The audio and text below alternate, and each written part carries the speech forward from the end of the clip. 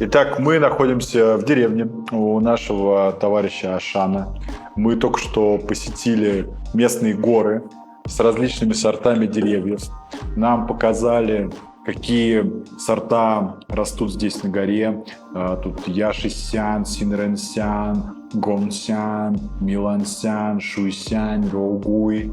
Но Роугуй — это не тот, который уишанский, а именно такой вид аромата дансуна. Вот. И они есть от малых деревьев до больших деревьев.